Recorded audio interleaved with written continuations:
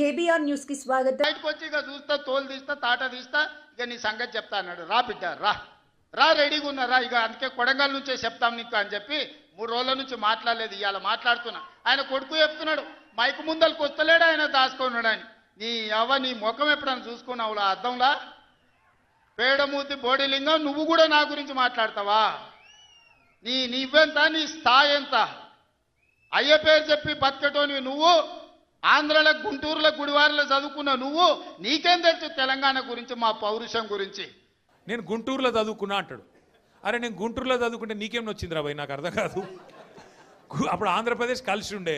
నేను గుంటూరులో చదువుకున్నా, మళ్ళీ హైదరాబాద్లో చదువుకున్నా, పూనాలో చదువుకున్నా, అమెరికాలో చదువుకున్నా, నేను ప్రపంచం అంతా చదువుకున్నా. నీ లెక్క చదువు సందే లేకుండా తిరగలేదు. మీ అమ్మాయి నీకు చక్కగా తొవ్వ చూపెట్టలేదు. నేనేం చేయాలి?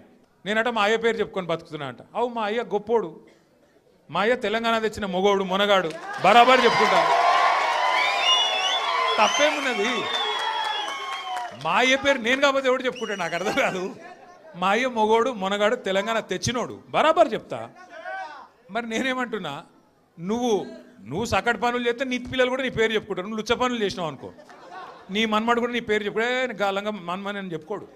మంచి పనులు చేయి, నీ పేరు కూడా చెప్పుకుంటారు. ఈ అవ్వ లాగులో తొండలు ఇచ్చి కొడతా బిడ్డ నేను అనుకుంటున్నావేమో. నా సంగతి ఇంకా తెలియదు. మీ నాయనని అడిగి ఇంటికి వచ్చి చెప్తాడు.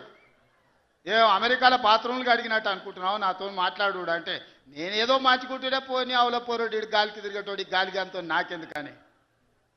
ఇవన్నీ వేషాలు. ఆ దేశాలలో ఇళ్ళలో నౌకర్లు ఉండరు కదా. ఆ దేశాలలో ఏం చేయాలి?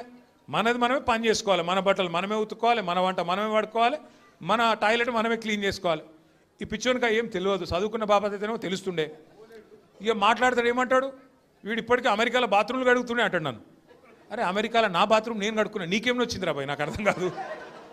అమెరికాలో ఎవరిది వాళ్ళు చూసుకుంటారు, పని చేసుకుంటే కూడా తప్పేనా? ఎవరి ఇళ్ళలో వాళ్ళు బాసాన్లు దొంగకుంటే తప్ప? దాన్ని పట్టుకొని టాయిలెట్లు క్లీన్ చేసేటోడు. నీ లెక్క సంచులు మోయలే, నీ లెక్క దొంగ పనులు అయితే నేను చేయలే. చంద్రశేఖరరావు గారు, మీ వయసుకు గౌరవిస్తాం, మీ అనుభవానికి గౌరవిస్తాం. ప్రతిపక్ష నాయకుడు నీకు హోదా ఉన్నది.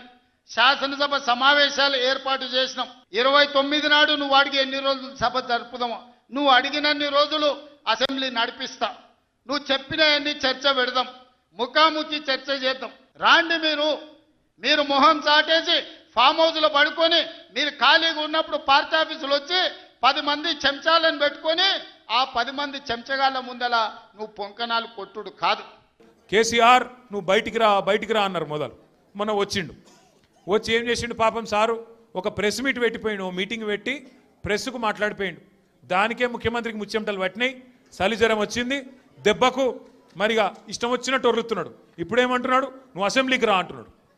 బయటికి వస్తే గీడికి వస్తేనే తట్టుకోలేకపోయినావు, నువ్వు అసెంబ్లీకి వస్తే ఆయన గుండాకి సస్తావు. 10 సంవత్సరాలు 2 సార్లు కేసీఆర్ గారికి అవకాశం ఇచ్చారు. 10 ఏళ్లలో ఏ ప్రాజెక్టు పూర్తి చేయలే, ఏ ఎకరాకు నీళ్లు ఇవ్వలే.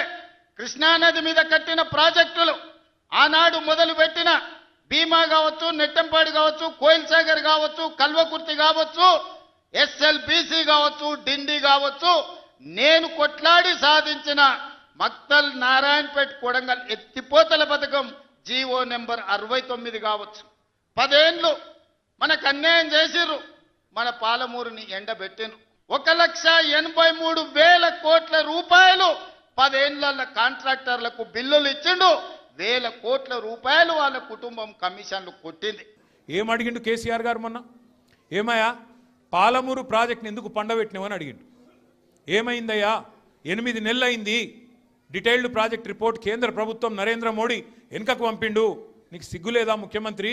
అది వెంటనే మళ్ళా పంపి 90% పనులు పూర్తయిన ప్రాజెక్టు ఇంకొక 10 పైసలు పెడితే అయిపోతుంది చేసి మరి ఆ పాలమూరుకు నీళ్ళు ఇయ్యన్నాడు. తప్ప కేసీఆర్ గారు అన్నది?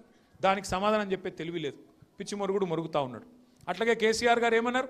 కృష్ణా జలాల్లో అన్యాయం చేస్తున్నాడు నరేంద్ర మోడీ, భారతీయ జనతా పార్టీ ఖచ్చితంగా వాళ్ళని ఎదుర్కోవాలా, కొట్లాడాలా ఢిల్లీలో. ఏం చేస్తున్నారు నీ ఎంపీలు అని అడిగిండు. బీజేపీ ఎంపీలను అన్నాడు, కాంగ్రెస్ ఎంపీలను అడిగిండు. దాంతో ఇలా వాళ్ళకి సమాధానం చెప్పే తెలివి లేక ఇలా నోటికొచ్చినట్టు మాట్లాడుతున్నారు.